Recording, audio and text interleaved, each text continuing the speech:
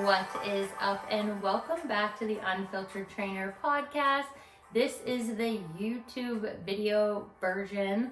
I am learning to like this a little bit more, definitely learning how to go about all of the tech side of things, definitely working on video quality. Obviously I want to change up where I am at.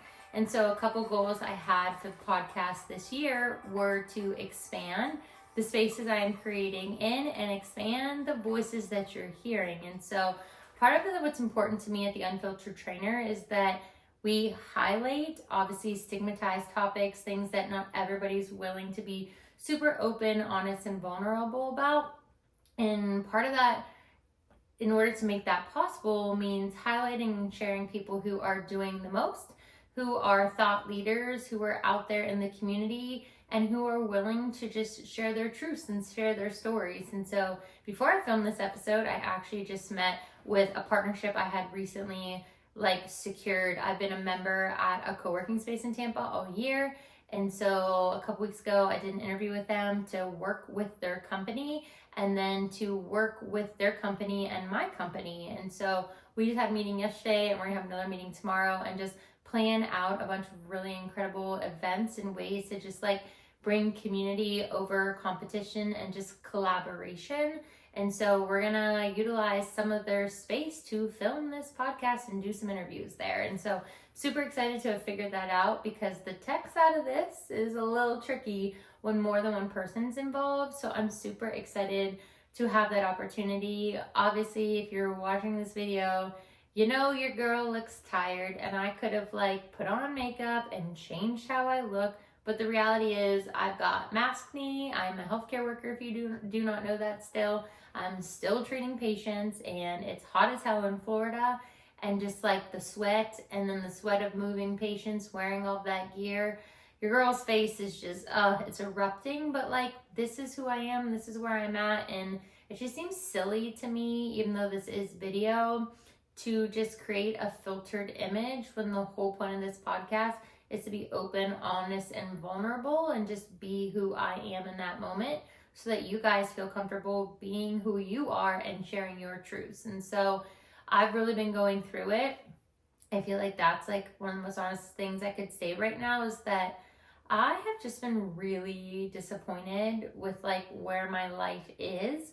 I definitely thought at the beginning of this year, when everything happened the way it did and just so many things started aligning, that I would not be working as much as I still work, doing all the things I have to do. I just did not see this coming.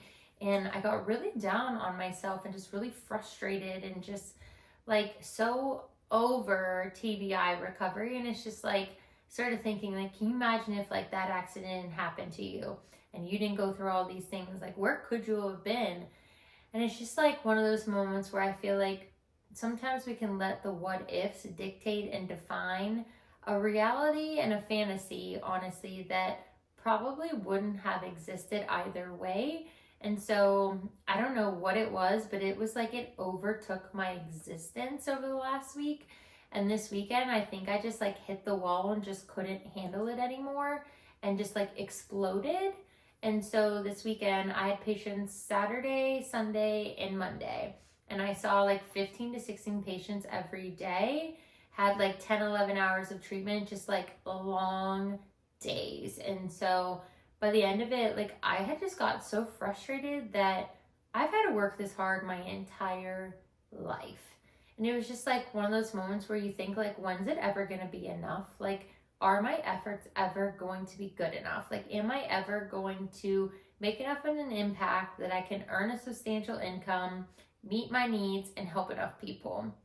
And so for some reason, it just got me this weekend, really did. And so after work, I literally grabbed snacks and I was in that bed right there. Literally just stayed there, binging television shows, eating snacks, got nothing done, because I was just at that point of just if you've dealt with the pressure anxiety where you're at your threshold and then you put the toe over it, I just couldn't take one more thing. And it's just it's felt so lonely living in Tampa, because as I'm recovering from a TBI, a big part is I have not been able to be very social in the beginning, I couldn't go anywhere, couldn't get in restaurants, couldn't be in loud environments, couldn't be on a plane. And even still now, like, I just don't feel comfortable in large groups of people because I don't feel like myself.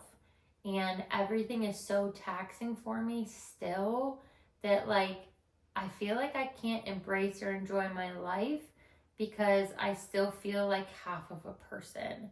And so it kind of like led to today's episode, because whether you're not seeing results in the gym, you're not seeing results in your business, you're not seeing results in like your personal life, there's a lot of things that we can relate to today. Obviously, today's a health and fitness episode. I like to alternate those every week, but you could resonate a lot of this just with your life. And if you're experiencing burnout too, or just struggling with trying to balance life and depression and mental health, I hope this resonates with you, because a lot of it is connected. Like your gut health with your mental health. Obviously, your mental health is connected with how you feel. You can't like prioritize your own needs if you're prioritizing everybody. And then it's also like if you're so burnt out and you can't take care of yourself, then you feel bad about yourself, because then you start gaining weight and your clothes, start to get too tight and you feel uncomfortable. And I just feel like it's this like wild roller coaster you're on with all these tips and turns and just a lot of low dips.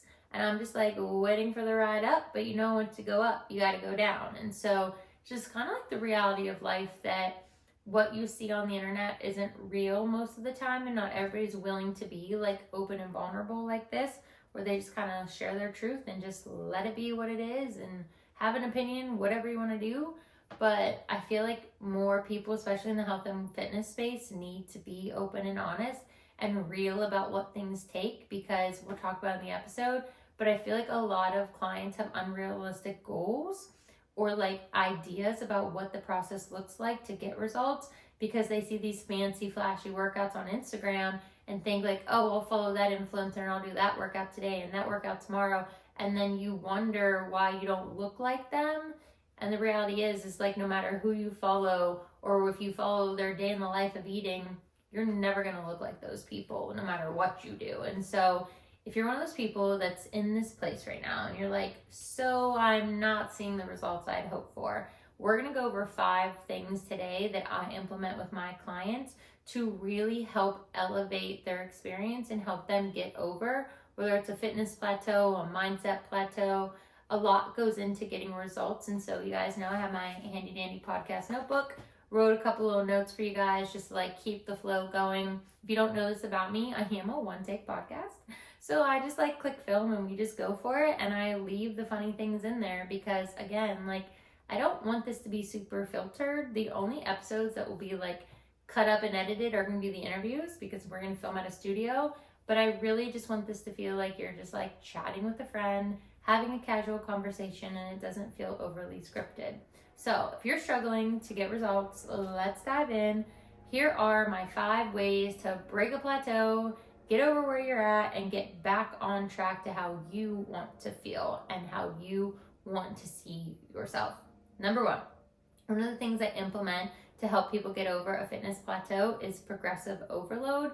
If you've ever heard about it, progressive overload is that principle of resistance training that like your program, key point here, program design truly has to rely on increasing your load, which helps the neuromuscular demands, and then it facilitates what they call as further adaptation, meaning how you further develop the body. And the ways you can do this are simple. Increase the stress of the muscle, increase the load, increase the intensity, increase the time you're working. Things like drop sets are super important in progressive overload, because you drop that weight, you go again. You drop that weight, you go again. You keep just repping it out. And progressive overload is important because it can help you avoid injury and helps for like what they say is like a gradual progression over time, because the principles that are part of progressive overload is when you increase time, weight, or the intensity, you keep slowly progressing over time. And so muscle growth,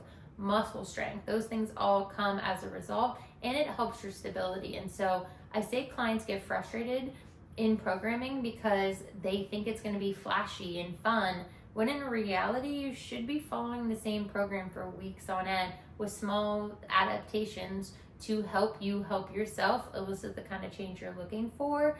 But it's not something that's going to happen fast, and it shouldn't be flashy. And so in order to do that, like, you have to modify the programming appropriately, and that's where a personal trainer comes into play versus just some like fitness influencer that's just posting a fun workout for you, because you need somebody that knows how to program and design a program that elicits progress. Number 2, the second thing I implement with my clients to help them when they're breaking a plateau is time under tension. I think this might be my favorite thing on the planet, because it is truly what helps you lengthen the muscle. So I'm gonna bring up my little notes I have for you guys here, because I feel like it's super beneficial. The ways that you can implement time under tension that are most beneficial: slowing down. If you don't know this about me, I'm a 4-second girly. I love a 4-second tempo on my RDLs, on my squats, on my hinge movements, like my good mornings, hip thrust. Like, y'all, slow down the movement for each repetition. That means you're spending more time in the growth areas, in the areas that are stretching the muscles, in the areas that are like, if you're doing a push-up, like, you're controlling the weight in both directions. So like, I personally, when I like to turn it up a notch with my clients, is that like, if you're doing a push-up and you're trying to control the weight, you're controlling it on the way down. I like to add a little fun pause at the bottom before you push up as well. Another way, that you can implement time under tension is pausing. That might be one of the most beneficial things you can do, because when you pause at the bottom of a movement, y'all, those muscles be shaking. And next time you do squats and you're out here repping it out, I want you to add a 2-second pause at the bottom. 1, 2. And then I dare you to try to get out of that squat. Like, when you're at the depth of that bottom of that squat and you hold it and then you try to drive up, the muscle engagement's a game changer, because you're gonna fatigue out a lot quicker than you're used to. So if you're pushing a bunch of heavy weight and you're going heavy and fast and you're like, oh, that was easy, you're not fatigued, 1, you ain't lifting proper. 2, you need to add a pause. Add a pause and watch the game change. Another way is adjusting the length of the set. And so for optimal muscle growth, something that you can help is like the length of time each set takes. On average, they say an average lifter takes 15 to 25 seconds to complete a set. Yo, this is not Speedy Gonzalez. Like, what are we doing here? Slow your movement pattern down. So if you time yourself, I love to do this when I work out by myself, and I see how long it takes me to get through a set. My goal, if I'm doing time under tension, is to see how much longer that set could take me. Taking the set longer, the muscles have to work more. You're increasing the stress and the strain. It's all the good things.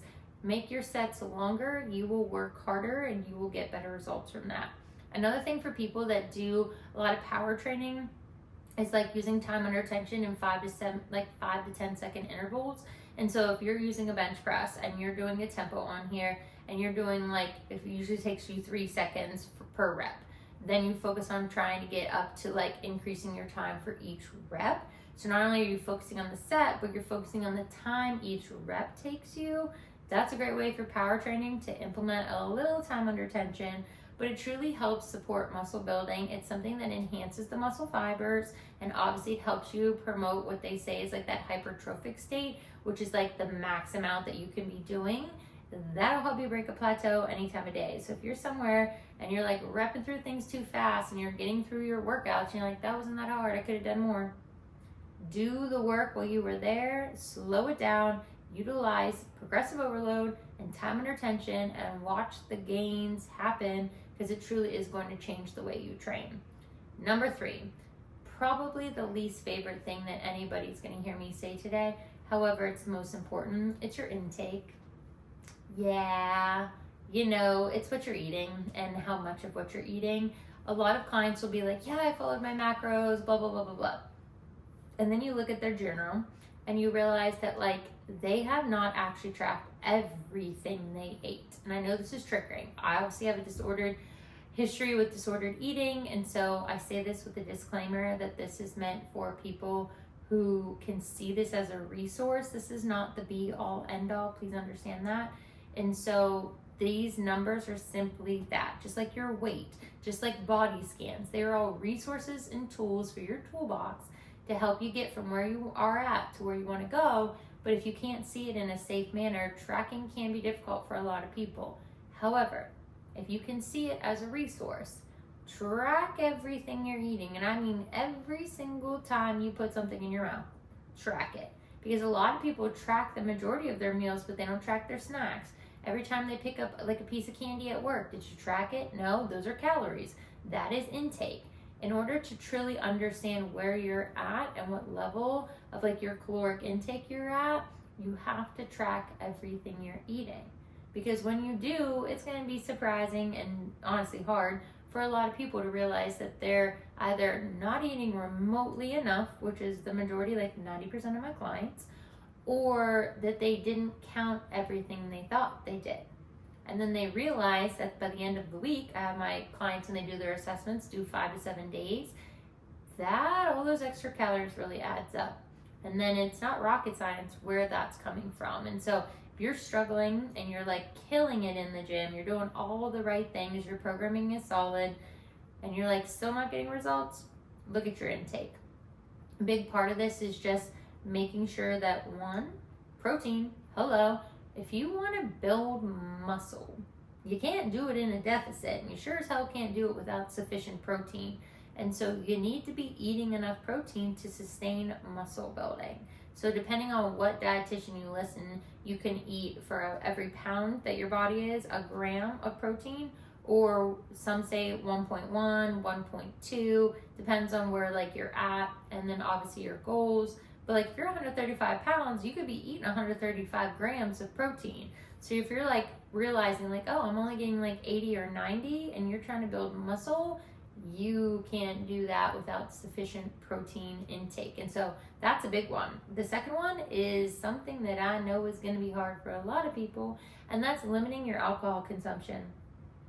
I know I said this is not going to be things people want to hear, but you kill it all week and then you drink all weekend, all you're doing is drinking your calories away. And we sure as hell know people ain't tracking their drinks, as you should. If you're really tracking, you're tracking everything that goes into your mouth, remember? So when you're tracking your alcohol, I'm a dark liquor girly. I love Jack Daniels and ginger ale, you know? Like, but if I'm in the prime of tracking, you best believe that is not what I am drinking, or I'm not drinking at all, to be quite honest.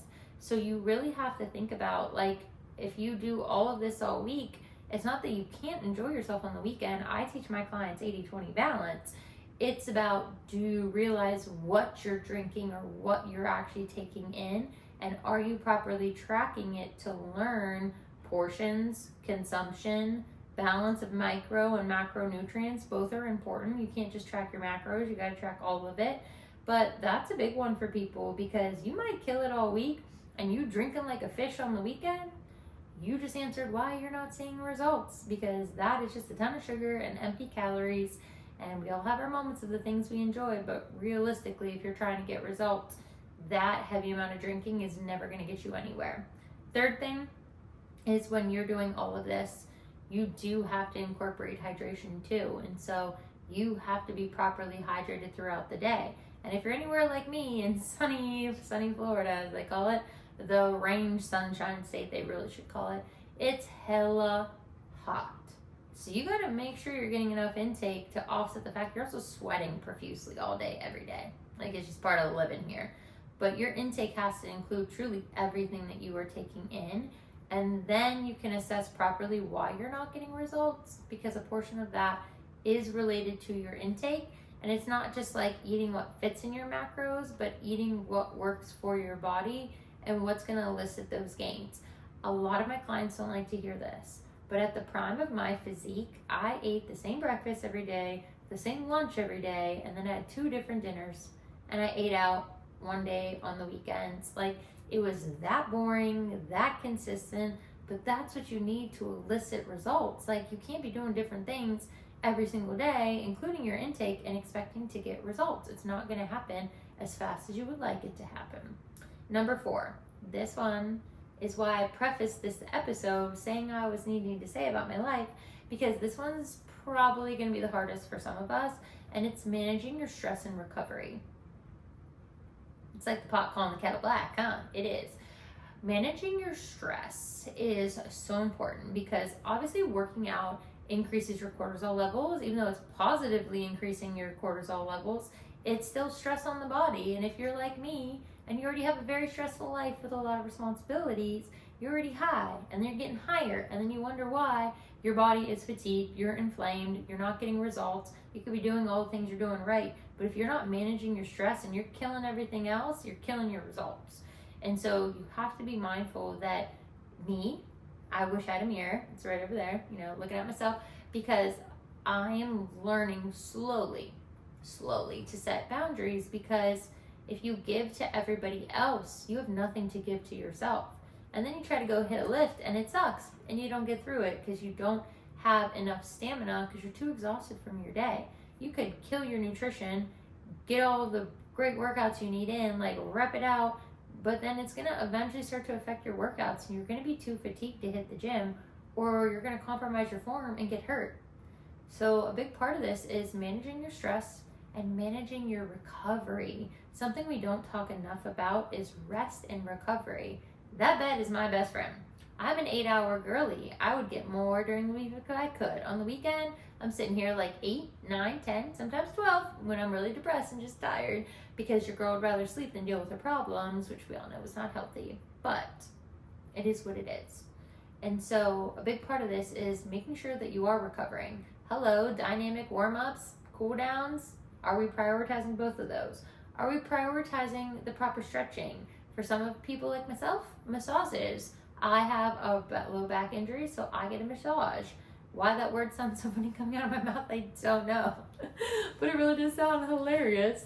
But that, or I just did my first cold plunge, the video, like I'll try to put it on here so you can witness it. It is just so hilarious, honestly. I've never done that. I hate being cold, but I felt better after. Saunas, red light therapy. I got to go to a place called Recovery Oasis in St. Pete, and they had everything in one suite. Like the ultimate recovery situation happened right there. Like all 3 of the big players in one room. Like whoever did that was just so freaking smart. But you have to prioritize your recovery. If you're crushing it in the gym and you're doing all the other things and you're not doing any type of recovery, honey, you need to treat those muscles with love and kindness so that you can go beat them up again in the gym the next day. So make sure you have rest days, you have recovery days, you are prioritizing those, and you're finding ways to manage your stress. Something I've been doing in the last week is just sitting for an hour, taking a work break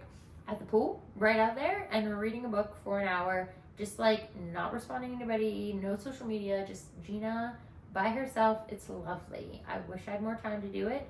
And that is going to be a priority so I don't have to wish, it can become my reality. Last thing, and I know this is going to be hard for some people, but you need to change up your routine. I know no one wants to hear that, but if you're plateauing in the gym and you're not getting the results that you hope for, you may need to change up your routine. And I don't mean add another workout. I actually mean try to do less. A lot of my clients come to me like 6, 7 days a week, and I'm like, what are you doing? And if that's the only way you can maintain results, you don't have the proper programming. Like, you should not have to work out that many days a week to get results. Actually, you need less. And so something that can be beneficial is if you're like working out 6 or 7 days a week, take it back, add some rest days in, and watch how much better those muscles feel, because you're getting proper recovery. Honestly, if you're somebody that's only working out 3 days a week, like I had another client, okay, now it was time to go 4 days a week after a month of hitting 3 days a week consistently and getting used to the macros. Then we increased to 4 times a week. It doesn't always mean that you have to work out more, you just have to be more intentional with the workouts you're doing. And so you sometimes just have to look at your routine, and it might just be time to change your routine. If you're always doing heavy HIIT cardio, try some low steady state cardio. Slow it down, decrease that stress, decrease that cortisol we talked about, and let the body move, but in a beneficial way, and let the body recover. It's those things that sometimes I feel like we get into such like, oh, like it's like almost like a pride thing, is like, oh, I worked out here, I did 2 workouts here, I did this, and it's like, okay, but did you adjust your nutrition based off of your activity level? Because a lot of people don't realize that you can put yourself into a deficit just by activity without even touching your caloric intake. And then here you are already in a deficit. You're going to all these classes or workouts and you don't even realize that like you've dropped yourself so low that like you in the zone that you ain't making any gains. You just like struggling, feeling exhausted because you have brought yourself down too far. So if you're somebody that is struggling to get results right now and you're wondering like why you're not seeing results, take a step back. Really look at the bigger picture. One, why do you even want those results? Like, why do you want to look that way? What do you want to feel? And really think of it, no comparison, remove your social media. What is it about that that's going to help you help yourself? And why do you want to feel, look, however you want to be? What is the why behind that end result? That's super important. 2, look at your programming. Are you really working that hard, or are you just doing too much instead of properly progressing, utilizing progressive overload and time under tension? Like, it's not about adding more exercises or more fancy equipment or doing more. It's about doing more with what you have so that you intentionally progress over time and have that sufficient foundational strength that you can actually make sufficient gains. And then the hardest part that we all need is to look at our lives. And if things aren't serving us and we're not getting what we deserve or need, and we're so exhausted that we can't even focus or function or like literally do anything for ourselves, then sometimes it's time to have a look in the mirror and have a tough conversation and realize that what we're doing does not serve us. And we work too damn hard to not be able to work on ourselves when we do everything for everybody. So I leave you with that in today's episode. If you're looking to be on the podcast, you're in the Tampa area, you want to be interviewed, let me know. Second thing, I want to hear from you. What would you like me to cover in this podcast? Like, what would you like for the next topic to be? Drop it in the comments below. Let me know what you want to hear. I definitely want to do a hot take episode. So if you look at a little hot take, something that's a little controversial that like you have an opinion about, let me know. I think that would be so fun. But I just want this to be an interactive, safe space where we talk about important things, we have fun along the way, and we can learn valuable lessons from each other. So let's continue to progress this. It's crazy that it's episode 35. Wild to think it's now on video, and now we're progressing outside of my little space at home and bringing this to more people to really spotlight those who are doing the most, who deserve some recognition. So y'all, as always, stay tuned. And I will see you soon. Bye.